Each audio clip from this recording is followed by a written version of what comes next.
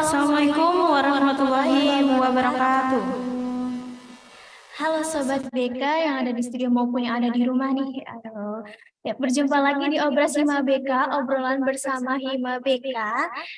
Bersama saya di sini Lulu Amalia sebagai host, tapi sekarang saya tidak sendiri nih teman-teman. Saya ditemani dengan Nur Hikmah, yaitu mahasiswa aktif BK FKIP UHAMKA. Ya, halo semuanya teman-teman. Perkenalkan saya Nur Hikmah. Nah, teman-teman, pada kali ini merupakan Obras season kedua ya teman-teman. Tidak terasa, hari ini sudah memasuki Obras episode ketiga, di mana episode kali ini merupakan episode terakhir teman-teman. Iya, betul banget. Pada episode ketiga ini nih teman-teman, kita akan dihadiri oleh tokoh inspiratif teman-teman, yang akan membahas mengenai beberapa prospek kerja Hima BK ya, prospek kerja BK, yaitu siapa ya kira-kira, biar kita rahasiain dulu deh pertama-tama, karena bintang tamu kita pada hari ini merupakan lulusan bimbingan dan konseling FKIP UHAMKA, yang dimana kita akan membahas prospek kerja bimbingan dan konseling ya teman-teman.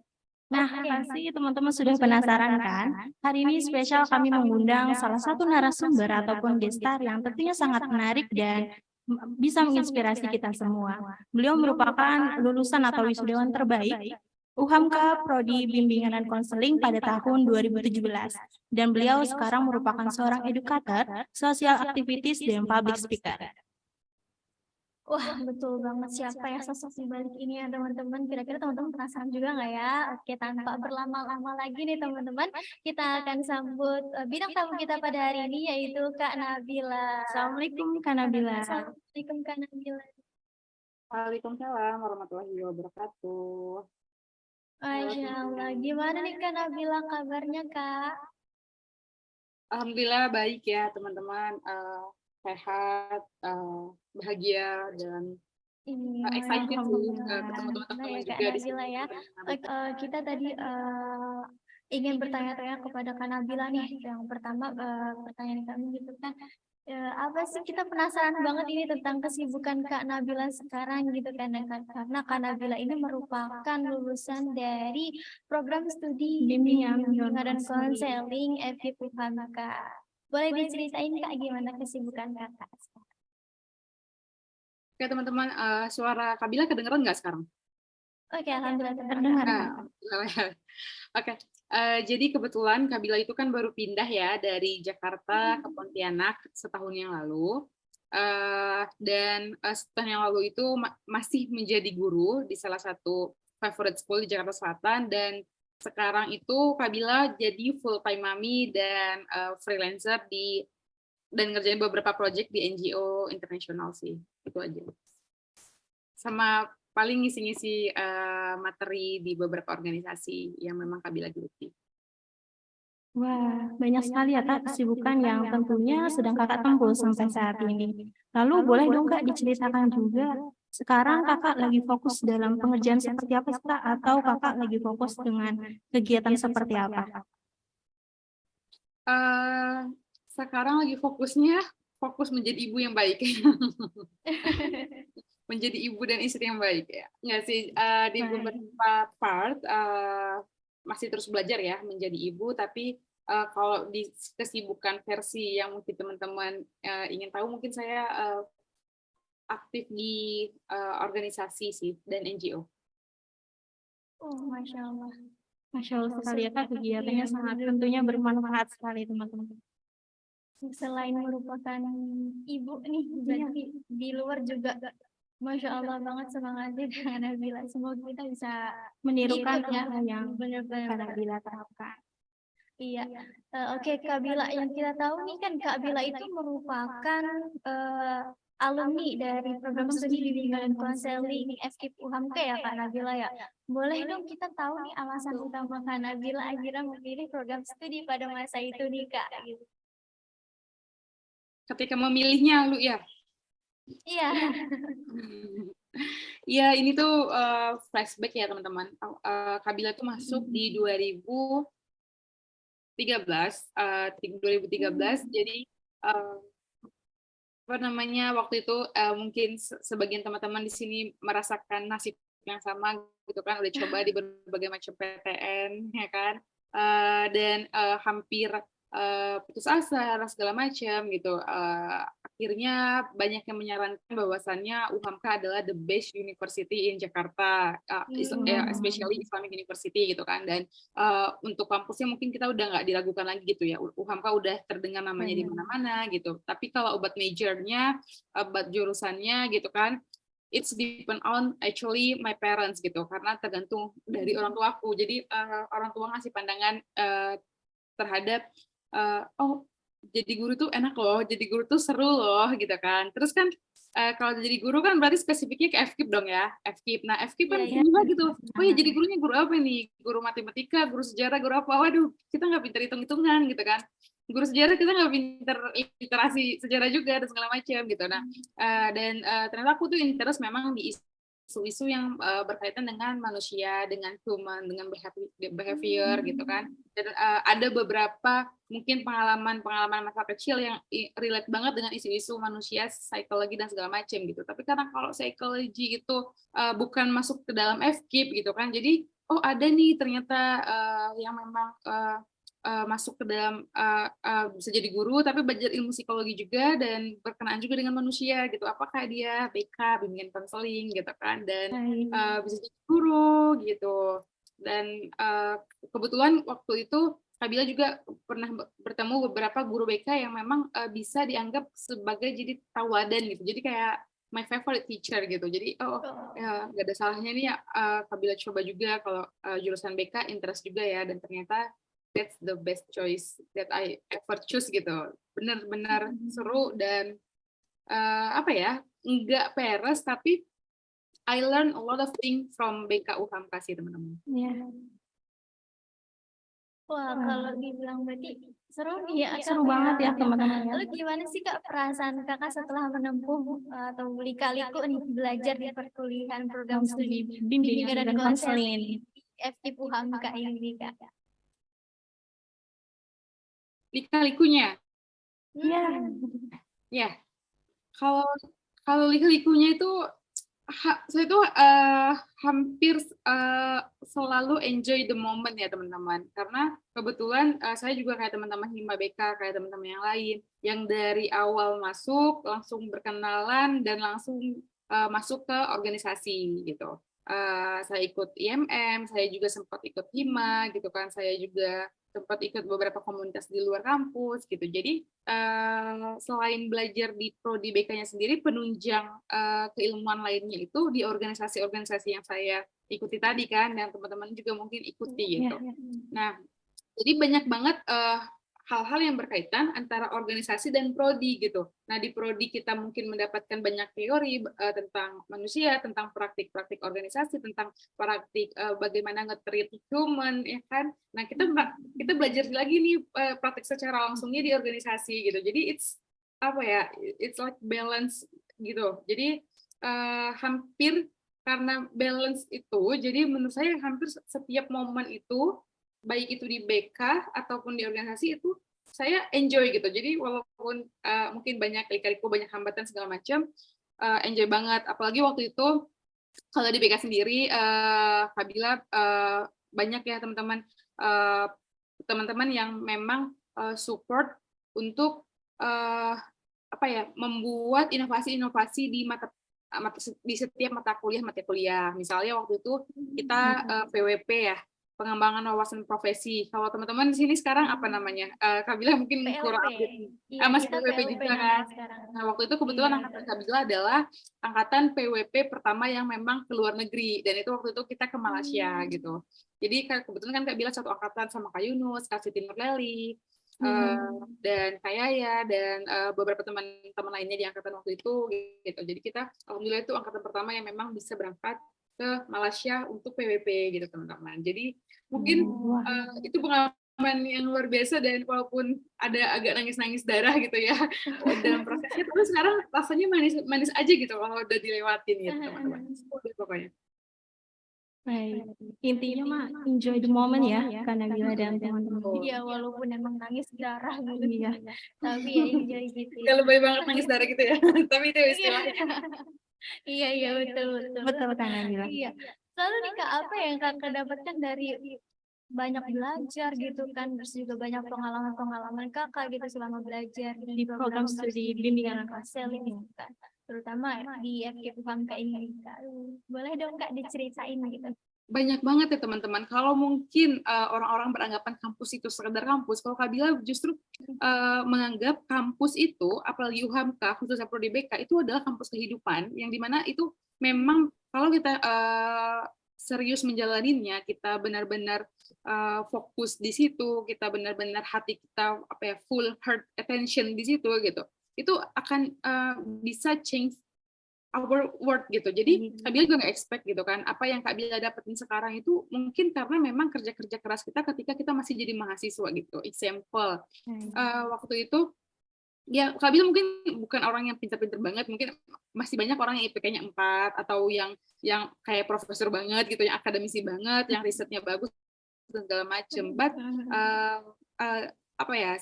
mungkin bisa dikatakan I'm as a lucky person that bisa membaca peluang di beberapa situasi gitu. Jadi example, Kak Bila akan banyak belajar gitu dengan teman-teman yang memang serius di bidang tertentu gitu. Misalnya di bidang riset, Kak Bila akan banyak belajar ke beliau gitu. Misalnya di bidang organisasi, Kak Bila akan belajar di beliau. Jadi Kak Bila bisa mengamati orang-orang yang mana yang bisa ilmunya Kak Bila curi nih gitu. Alias, oh ini si Anu nih pinter ini, oh Anu teori konselingnya bagus nih, oh si ini. Jadi Kak Bila selalu kayak interest gitu mendengarkan mereka, mendengar berdiskusi, apalagi dengan dosen, dengan teman-teman, sehingga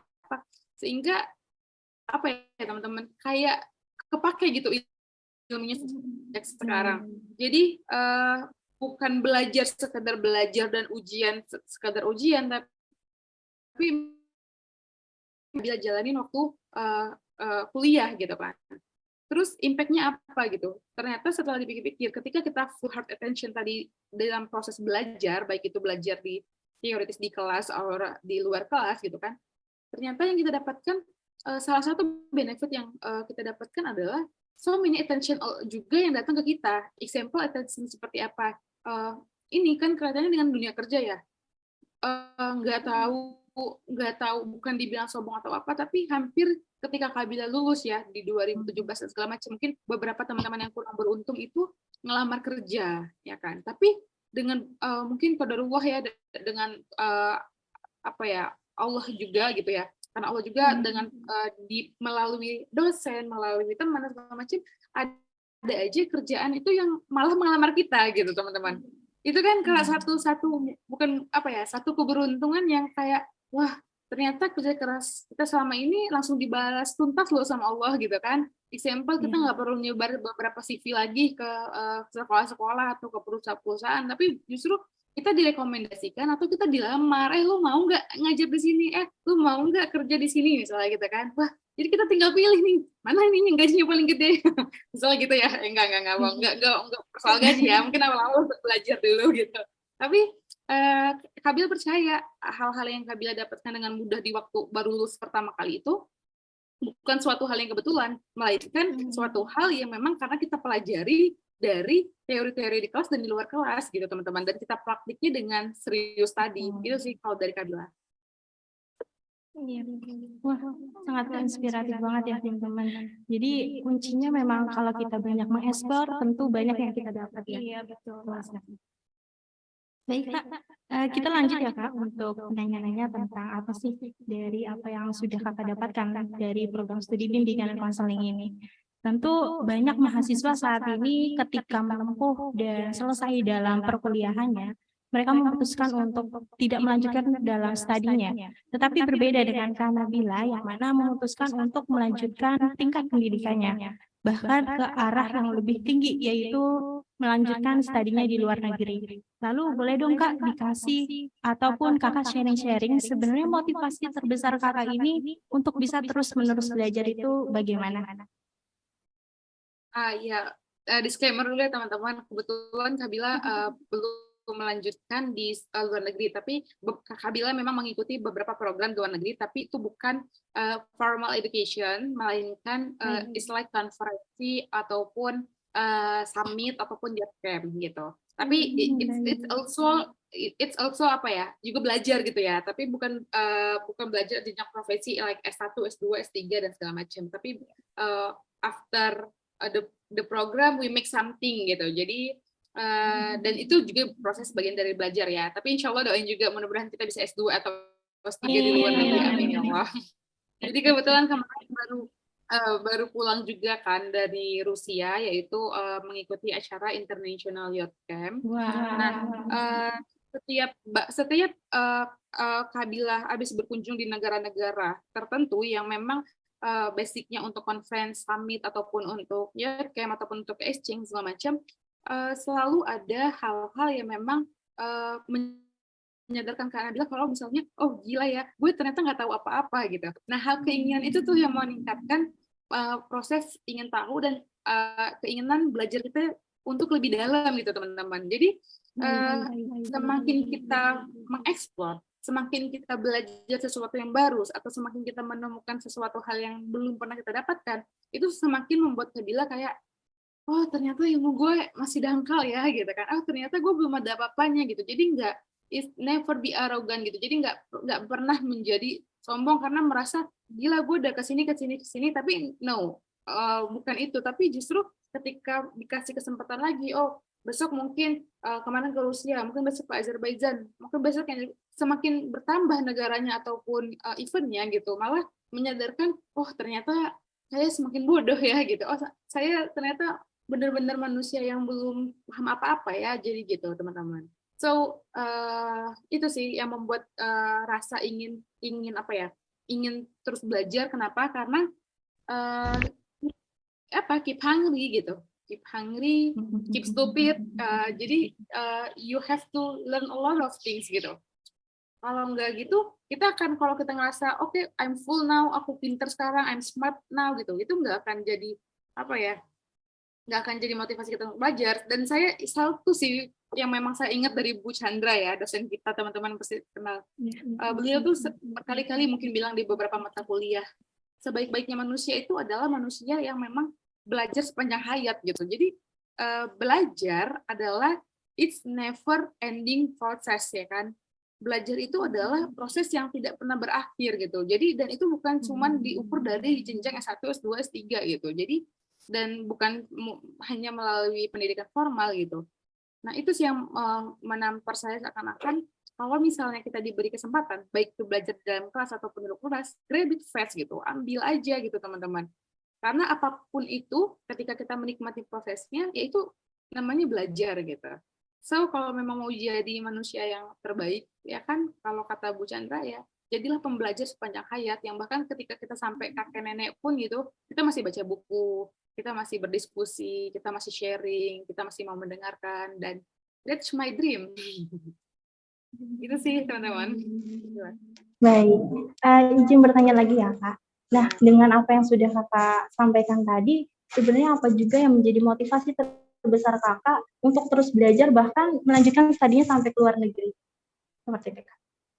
Oh, motivasi ya? Iya.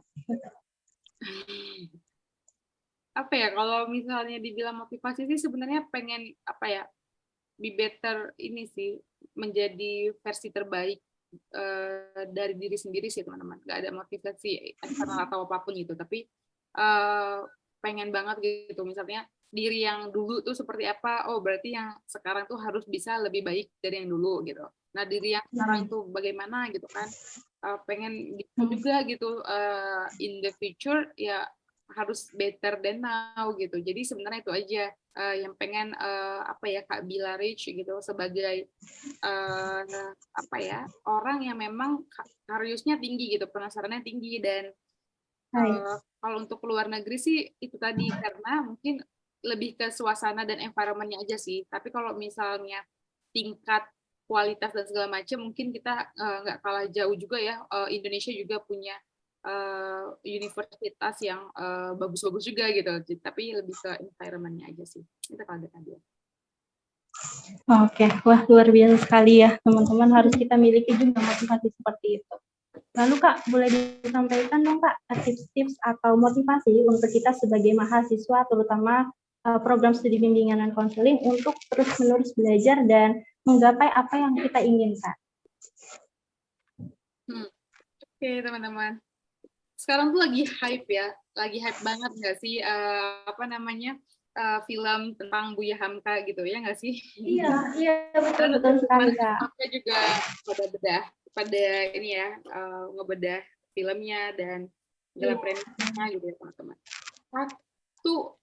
Satu aja yang memang quotes yang memang saya gitu kan dari Buya Hamka dari dulu ke dulu gitu, yang ketika kita lelah, ketika kita capek, ketika kita ingin putus asa gitu kan, yang memang menampar saya itu ya quote-nya Buya Hamka yang kalau hidup sekedar hidup, babi di hutan juga hidup gitu.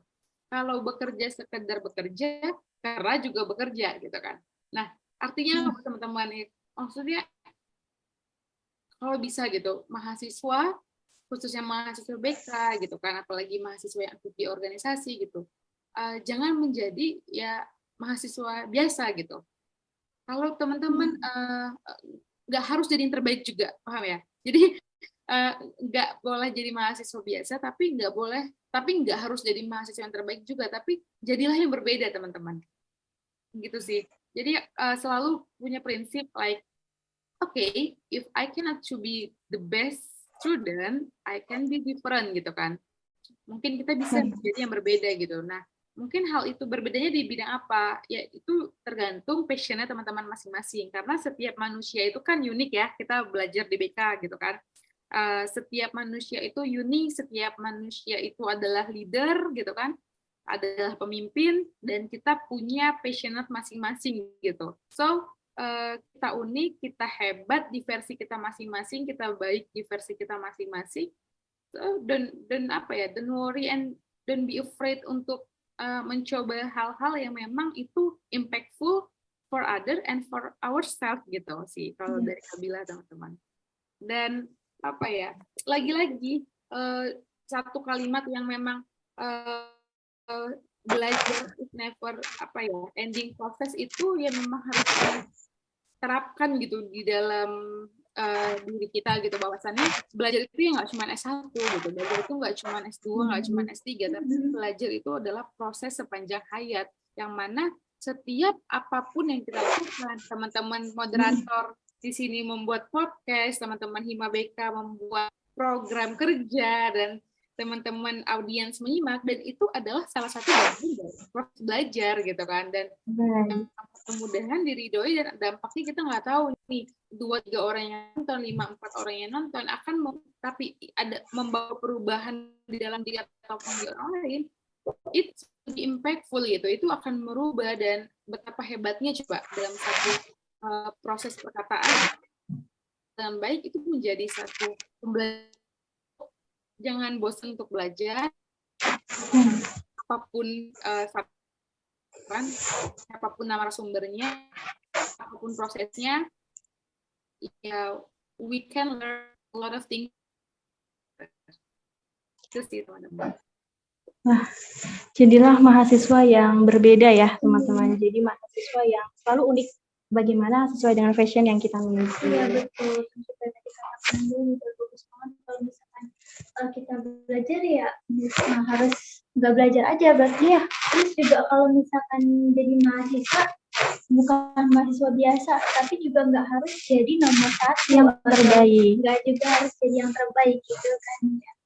Ya, ada juga karena Nabila ternyata ikut beberapa organisasi yang tentunya sangat menarik banget dan sangat bermanfaat untuk diri kita dan banyak orang. Iya, oke, iya. Tadi setelah kita tanya-tanya ya, tips-tips maupun motivasi apa yang Kakak sampaikan tadi, selanjutnya kita tanya nih Kak, tentang apa sih yang menjadi, atau coba Kakak kasih sharing-sharing kepada kita sebagai mahasiswa untuk tetap semangat dan pantang menyerah ketika nanti mungkin terjadi hal-hal yang tidak kita inginkan ya, seperti gagal untuk memasuki studi lanjut dan hal-hal harapan-harapan yang mungkin belum bisa kita capai. Seperti apa sih Kak motivasinya? Mungkin kalau teman-teman Hima di sini kan udah pada tahu ya, kita di BK itu banyak belajar mengenai motivasi gitu kan. Kita punya jutaan atau mungkin juga jutaan lah, lebih banget ya, mungkin puluhan ribu video motivasi yang harus diberikan ke anak-anak gitu kan. Nah, tapi satu hal mungkin yang teman-teman perlu ingat, dan mungkin ini saya terapin juga di dulu ketika maka sekarang sih juga masih saya terapin gitu teman-teman. Kalau misalnya suatu saat teman-teman tidak tercapai keinginannya ataupun merasa lelah, merasa kecewa, itu adalah hal yang wajar dan memang pasti terjadi gitu. Jadi atau burnout ya istilahnya ya. Jadi kayak ya udah terima aja gitu. Jadi kalau misalnya memang capek ataupun gagal, atau capek konteksnya capek dulu, capek ya istirahat, habis itu lanjut lagi gitu. Terus kalau misalnya gagal, nggak apa-apa gagal gitu kan. Toh kita itu kalau prinsip Kabila, dari 1000 pencapaian yang mungkin akan kita capai, gagal itu kan pasti banyak. Jadi ketika kita gagal sekarang, kita itu akan menghabiskan jatah gagal kita. Jadi misalnya setiap manusia dikasih jatah gagal sama Allah biar fair gitu kan. Satu orang jatahnya 100 gagal gitu kan, 100 kali gagal gitu.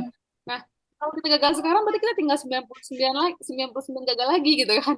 Baru kalau gagal lagi tinggal 98 gitu. Kalau gagal lagi 97 ya kurangin aja gitu ya. Who knows gitu berhasilnya kapan. Tapi pasti ada, pasti nyampe ke puncak sih teman-teman. Insya Allah nyampe ke puncak, yang penting dengan semangat. Kalau kata Paul Gestalt itu kan tingkatan paling tertinggi untuk meraih ataupun daya tahan kita dalam berjuang kan jadi climbers ya, jadi pendaki yang ulung gitu. Nah teman-teman kan udah paham lah pasti teorinya gitu. Jadi kalau misalnya memang kita pengen menjadi pendaki yang ulung, maka curam ataupun tanjakan yang kita lewati memang lebih tajam. Jadi hanya orang-orang yang bisa naik ke puncak itu kan adalah orang-orang yang pilihan, orang-orang yang memang terpilih gitu kan. Nggak semua bisa sampai puncak. So kalau kita mau menjadi orang yang terpilih, ya harus kita lewatin gitu. Itu sih kalau dari Kak Gila. Wah, berarti hidup banget ya Allah motivasi dan tips dari kakak ini Untuk terus semangat sangat luar biasa. Tapi kan Kak, yang kita tahu nih, kakak kan dulu itu merupakan mahasiswa aktif dari program konseling, dari program studi bimbingan konseling gitu Amka nih Kak. Terus sekarang kita tahu ternyata kakak ini merupakan public speaker gitu kan Kak. Nah boleh nggak sih kita tahu nih cara-caranya gimana ya untuk bisa dari program studi bimbingan dan konseling bisa menjadi public speaker yang super hebat.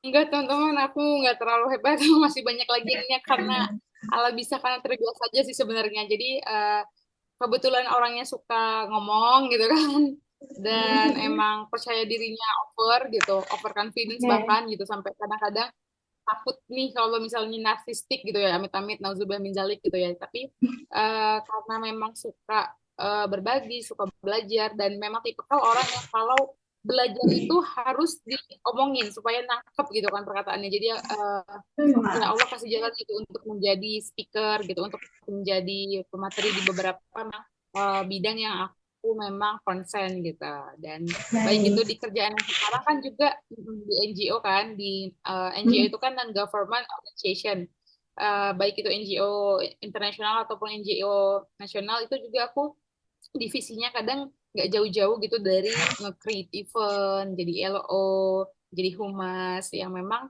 itu adalah berinteraksi ataupun berkomunikasi dengan banyak orang gitu. Jadi memang jam terbang teman-teman. Iya sih emang itu nggak sudah terpilih ya, kayaknya memang harus mau ketemu sama orang gitu. Suka bersosialisasi itu kunci utama dari mahasiswa program studi bimbingan dan konseling. Iya, apalagi kalau seorang mahasiswa gitu ya, tadi aku juga kutip nih dari kakak, kalau misalkan jadi mahasiswa tuh nggak boleh yang mahasiswa aja nih, tapi nggak juga jadi mahasiswa yang terbaik.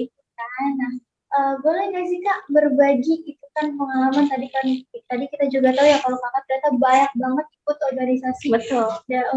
Di dalam kampus maupun di luar. Kita boleh tahu nggak sih Kak gitu pengalaman-pengalaman Kakak selama ikut organisasi gitu?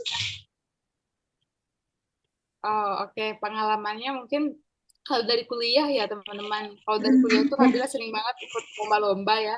Baik itu lomba yang Wah. diadakan BEM, diadakan IMM gitu ya.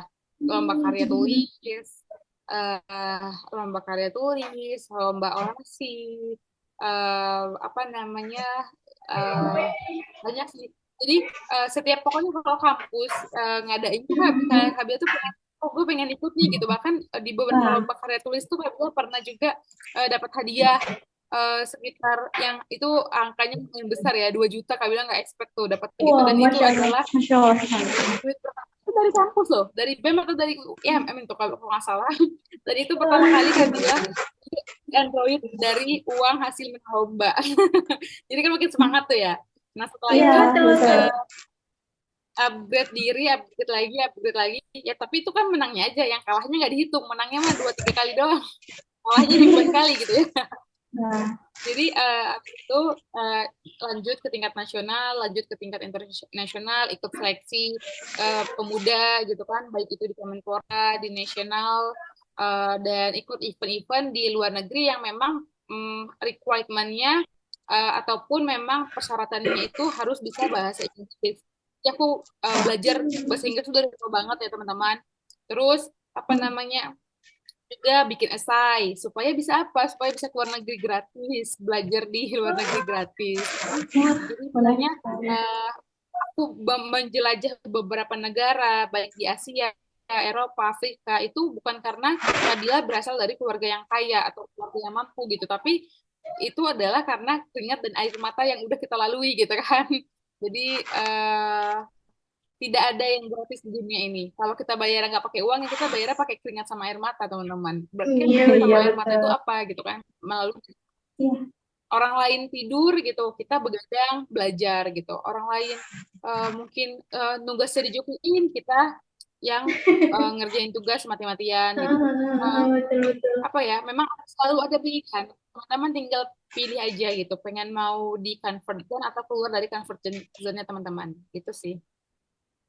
Iya, betul banget. Tapi nih Kak, kan kadang kan mahasiswa-mahasiswa tuh kayak ngerasa males nih kalau misalkan buat ikut organisasi-organisasi gitu ya. Karena mereka mikirnya, atau kita juga nih mikirnya kayak, aduh, kuliah aja deh gitu. Kok mengganggu akademik kita. Nah, itu tuh kita mau tanya nih Kak, kalau sebagai mahasiswa gitu kan, untuk mengikuti organisasi kan Kak, apa sih yang harus kita persiapin gitu Kak, biar kita rasanya nggak malas gitu ya untuk ikut organisasi dan mau gitu untuk maju, berkembang gitu, bukan untuk orang lain tapi untuk diri sendiri.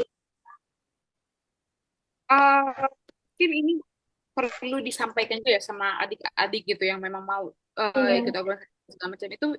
Sebenarnya ikut organisasi atau enggak itu kan pilihan ya. Ada orang yang memang dikasih kesempatan waktu banyak bisa aktualisasi diri dan segala macam. Tapi ada juga memang yang mungkin cara bekerja atau karena orang tuanya harus dibantu dan segala macam, yang itu memang kita tidak bisa salahkan juga gitu kan. Tapi intinya adalah teman-teman, kalau teman-teman memang mau ataupun nanti adik-adik di luar sana memang mau belajar ataupun memang mau mengetahui apa ya, bagaimana human itu bekerja, bagaimana apa ya, manusia itu berinteraksi dan segala macam, kepribadiannya bisa kita pelajarin dari apa gitu. Mungkin kalau di kelas kita cuma bisa lihat kulit-kulitnya aja gitu, tapi kalau di organisasi kita bisa ngelihat atau mengamati dari ujung kaki sampai ujung kepala bagaimana dia berkomunikasi, bagaimana dia bekerja, bagaimana tanggung jawab dan segala macam. And also juga kita bisa mempelajari diri kita sendiri. So itulah pentingnya kayak apa namanya berorganisasi gitu, bukan cuma dampak dari berorganisasinya, tapi proses berorganisasinya kita juga bisa lihat gitu teman-teman. Kalau kata si balik lagi ya ke Paul Gestalt Theory of Perception kan, itu kan yang paling bawah itu kan adalah quitters ya. Quitters itu kan adalah orang-orang yang berdiam diri, enggak, orang-orang yang berdiam diri yang nggak mau melangkah. Jadi kalau misalnya teman-teman nggak mencoba apapun, apalagi tidak mencoba berorganisasi, tidak mencoba berkomunitas, tidak mencoba hal baru, kan adalah orang-orang yang quitters gitu. Orang-orang yang berdiam diri gitu. Orang-orang yang tidak mau melangkah. Nah, kalau mau naik di atas quitters apa? Jadi champers kan? campers, orang-orang camping, orang-orang yang melangkah, orang-orang yang naik. Jadi campers ini paling enggak satu lebih baik dibandingkan quitters gitu. Dia udah mencoba gitu. Terlepas nanti dia berhenti tengah jalan atau enggak, ya itu urusan beda lagi gitu kan. Tapi at least dia udah nggak coba gitu. Nah, yang paling puncak tadi apa? Climbers, orang-orang yang sampai selesai. Misalnya di Hima, dari periode 1 sampai selesai dia di Hima gitu kan, nggak ngilang tengah jalan, nggak ghosting gitu kan. Di MM juga begitu, masuk sampai selesai dia nggak ghosting gitu kan. Nah, itu adalah orang-orang yang timers gitu. Dan aku percaya teman-teman di sini, teman-teman yang mereka adalah orang-orang yang mengerjakan segala sesuatu sampai tuntas, sampai puncak gitu. Jadi bukan orang yang berdiam diri gitu sih. Wah, sangat luar biasa banget apa yang sudah kakak sharing. Lalu kak, tadi apa yang sudah kakak singgung bahwa tadi kan untuk prospek kerja dalam program studi bimbingan kelas ini sangatlah luas ya Lu ya. Kita bisa menjadi seorang guru, tapi juga dalam hal pendidikan maupun dari luar pendidikan. Seperti yang kakak saat ini tempuh menjadi seorang public speaker, social activities maupun edukator. Nah, tentu ada cara lain kak yang mesti kita lakukan dari saat ini untuk kita bisa menjadi seperti kakak Nabila, untuk bisa menjadi public speaker ataupun edukator dan social activity. Langkah awalnya seperti apa? Harus better than me dong ya. Jadi maksudnya jangan jadi seperti Kak Nabila, tapi harus lebih baik dari Kak Nabila gitu kan. Karena kalau Kak Nabila tuh pernah, senior Kak Nabila bilang gini, Kak Nabila tuh bukan orang yang berhasil kalau tidak menemukan adik tingkat ataupun junior yang lebih baik daripada Kak Bila gitu. Jadi teman-teman jangan biarkan saya menjadi senior yang gagal karena saya tidak menemukan adik-adik saya yang harus lebih dari saya gitu. Paham ya teman-teman? Jadi teman-teman di sini tuh harus better than me. Adapun mungkin langkah-langkah yang bisa teman-teman lakukan, just find your passion gitu. Jadi temuin dulu aja passionnya gitu. Jadi nggak harus banget kayak kak ini, tapi if you find your passion, kamu concern di situ maksimal dan explore lebih deep gitu. So kamu akan menemukan apa yang kamu suka dan kerja-kerja yang memang berdasarkan hobi yang teman-teman jalankan. Gitu sih kalau tadi. Baik. Wah, sangat luar biasa banget. Jadi hobi itu menjadi acuan kita ya, dan teman-teman untuk bagaimana kita bisa melanjutkan apa yang kita inginkan. Baik. Masya Allah. Dari Kak Nabila, tentu juga kita bisa ya ikut jejak Kak Nabila ini ya, karena sangat menginspirasi buat kita lebih berkembang lagi untuk diri juga untuk masa depan juga. Oke teman-teman, nggak terasa nih kita udah di penghujung acara nih gitu kan ya. Kami juga mengucapkan banyak terima kasih kepada Kak Nabila sudah meluangkan waktunya dan sudah berbagi pengalaman sharing-sharing sama kita gitu kan ya. Tapi sebelum kita menutup nih Kak, boleh nggak sih kita minta kesan dan pesan kepada kakak nih untuk podcast kita pada hari ini gitu, atau juga untuk mahasiswa aktif, terutama mahasiswa aktif bimbingan dan konseling yang sedang menonton. Iya betul Mbak. Oke, kalau kesannya ini Kak Bila lumayan ya apa namanya takjub gitu sama inovasi dari Hima BK yang meng-create ide podcast ini gitu. Semoga ke depannya semakin banyak perbaikan-perbaikan lah ya, baik secara teknis ataupun inovasi yang lebih mantap gitu. Dan ya, tentunya juga impactful gitu. Nah, kalau pesannya untuk teman-teman mahasiswa aktif, banyak banget tadi yang udah memang kalau teman-teman dengerin mungkin dari awal yang memang bisa diterapin hal-hal basic yang mungkin bisa kita terapin satu persatu dari sekarang yang bakal percaya nggak percaya itu akan bisa membantu kita in the future gitu. Hal-hal basic ataupun hal sederhana yang memang kita tekunin dan satu habit sederhana yang mau kita rubah itu menentukan juga rezeki yang akan kita dapatkan di masa yang akan datang gitu teman-teman. So jangan sepele dengan hal-hal basic itu gitu. Example like you have to wake up early morning, bangun pagi hari, afirmasi positif, ya kan, open minded, grow mindset dan segala macam itu adalah hal-hal yang memang menurut kita kayak apaan sih gitu. Tapi it will be work kalau kita percaya dan menerapkan itu banget sangat berguna bagi kita in the future dan ketenangan lahir dan batin itu dapat banget gitu. Oke, Kak Nabila. Pesan dan kesan yang sangat luar biasa ya teman-teman, dan apa yang sudah Kak Nabila sampaikan bahwa apa yang sudah di-sharing dari awal sampai akhir, semoga bisa kita terapkan sama-sama. Jangan lupa untuk terus semangat dan pantang menyerah teman-teman semua. Sangat luar biasa dan spesial bagi kita bisa berbincang dengan Kak Nabila yang merupakan sosok hebat dan inspirasi banyak orang. Kami mengucapkan terima kasih banyak Kak Nabila atas kesediaannya untuk memberikan banyak cerita dan pengalamannya yang sudah kakak tempuh sampai saat ini. Dan tentunya bisa menginspirasi kita. Iya, betul. Oke, teman-teman, sampai di sini episode kita, podcast kita pada hari ini ya, teman-teman, dengan tema inspiratif. Semoga podcast ini bisa bermanfaat dan menginspirasi kita semua, dan semoga kita juga bisa mengikuti jejak Kak Nabila. Amin. Amin. Oke, saya Lulu Amalia dan saya Novikma sebagai moderator pada hari ini. Pamit undur diri. Wassalamualaikum warahmatullahi wabarakatuh.